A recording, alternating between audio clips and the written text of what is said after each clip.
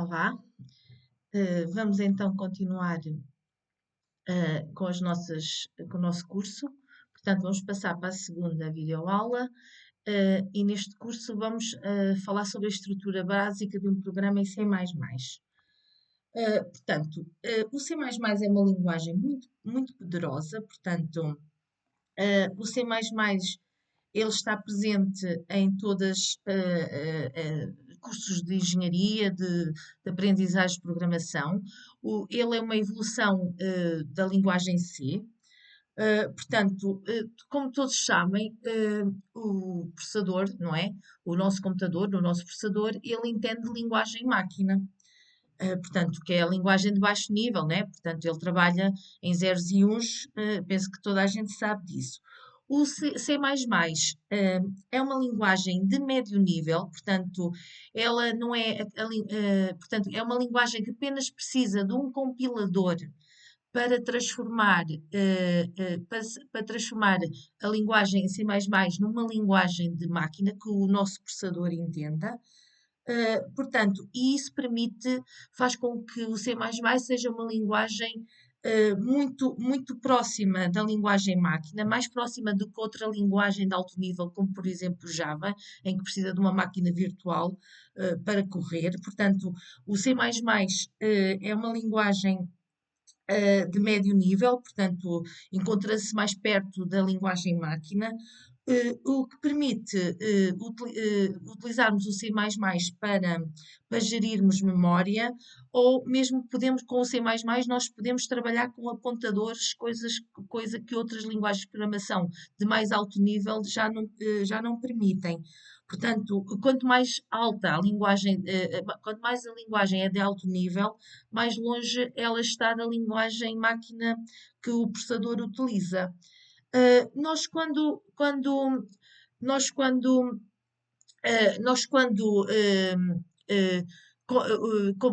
convertemos a linguagem C++ para a linguagem de baixo nível, portanto, nós escrevemos o nosso código de programação numa linguagem em C++ e depois utilizamos o compilador de C++, portanto, o compilador, que vai transformar o nosso código de alto nível, portanto, a nossa linguagem, com a nossa estrutura de código em C++, para uma linguagem de baixo nível que é utilizado pelo processador. O C++, não sendo considerada uma linguagem de elevado alto nível, portanto está numa fase intermédia, ela faz com que seja possível com esta linguagem, então, estarmos mais perto da linguagem máquina e utilizarmos estruturas que nos permitem, por exemplo, gerir memória e também a utilização de apontadores, coisa que outras linguagens de programação já não podemos utilizar. Nós vamos utilizar como compilador de C++ o software livre, portanto, o CodeBlocks. Portanto, eu tenho aqui o link disponível, ele é gratuito, portanto, podem ir através deste link baixar este compilador de C++, portanto, é aquele que eu vou utilizar ao longo desta formação. Caso não queiram instalar, para esta UFCD, poderão utilizar um compilador de C++ online, que também é gratuito, que é o Compiler C++, cujo link eu deixo na figura à direita. Portanto, com este compilador não é preciso instalar nada, portanto, apenas têm que registarem-se, dizerem qual é a linguagem que estão a trabalhar e conseguem fazer os exercícios os exercícios que vão ser propostos ao longo desta formação. Portanto, uma das tarefas que eu proponho para esta videoaula é vocês instalarem e começarem a trabalhar então com um compilador de C++.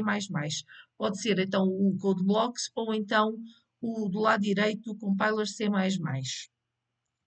Uh, Relativamente ao C++, relativamente aos nomes que nós vamos criar em C++, nomes para variáveis, nomes para constantes, etc., temos que ter em conta os seguintes aspectos. Portanto, a linguagem C++ é uma linguagem case sensitive, ou seja, faz diferença se a gente escreve em maiúsculas ou se a gente escreve em minúsculas. Portanto, escrever o nome da variável em maiúsculas ou em minúsculas não é a mesma coisa. Para o compilador, são palavras diferentes, são estruturas diferentes. Portanto, outra regra muito importante é que a primeira letra deve ser sempre uma letra minúscula. Portanto, nós quando vamos criar um nome de uma variável, de uma função, de uma constante, etc. Portanto, a primeira letra desse nome deve ser sempre uma letra minúscula.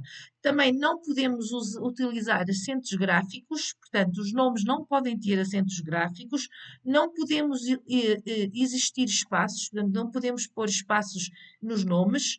E também não aceita caracteres especiais. E estes caracteres especiais são esses caracteres que estão, portanto, o parênteses, o ponto, a vírgula, ponto e vírgula, o arroba, o hífen, o dólar, o cardinal e o i comercial e o parênteses. Portanto, são reservados para a própria linguagem de programação.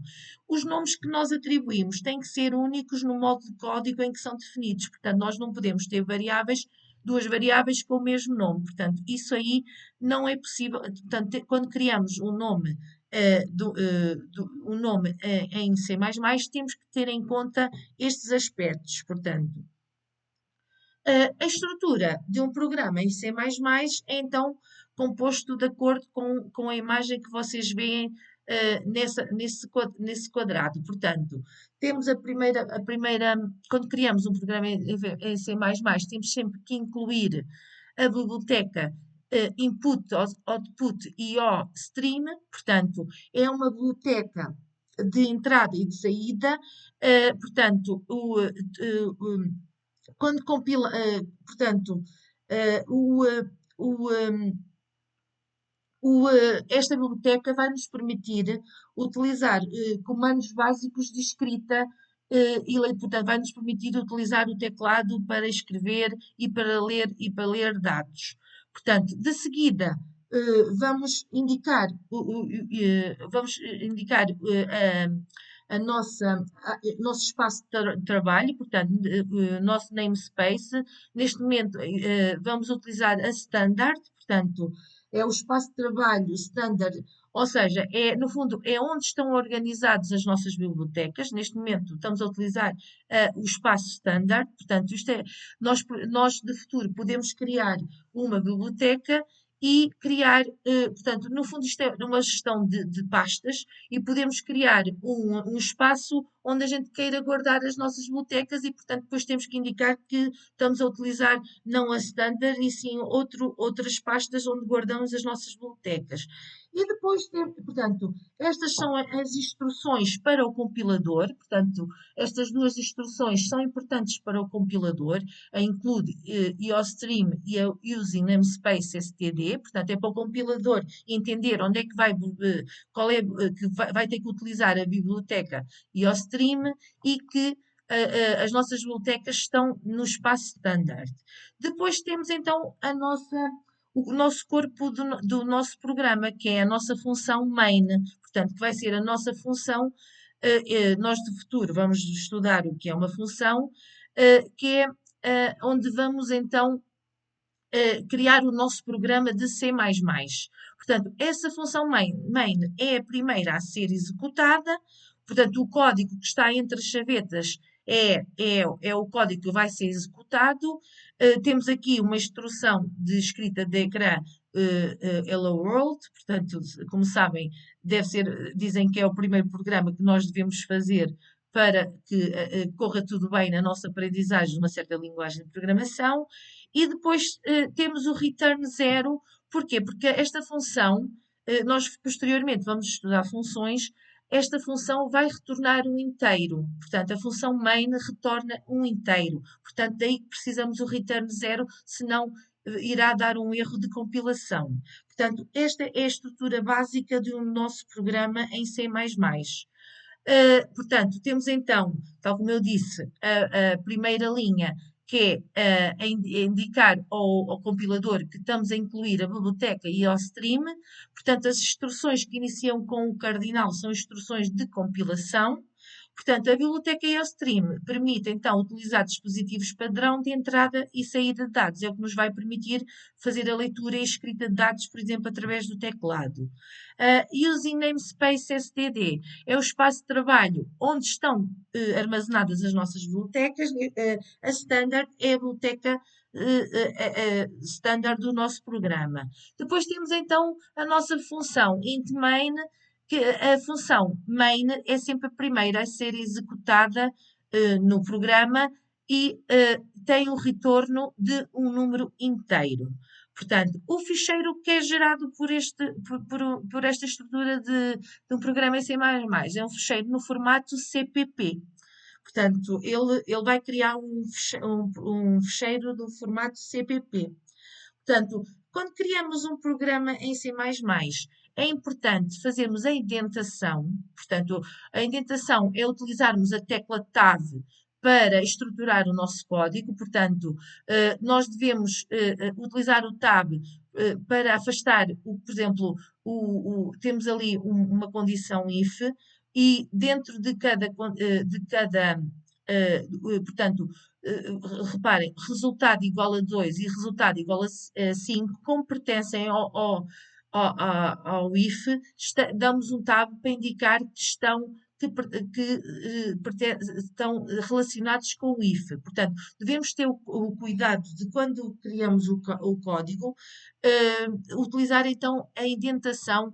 Basta utilizar a tecla Tab. Portanto, ele não afeta nada ao código, mas torna o código mais legível, porque muitas vezes o código, quando nós programamos, vai ser utilizado por outras pessoas, e se ele estiver todo muito corrido e sem indentação, ele torna-se mais difícil de leitura. Portanto, é importante, um bom programador deve ter em conta isso.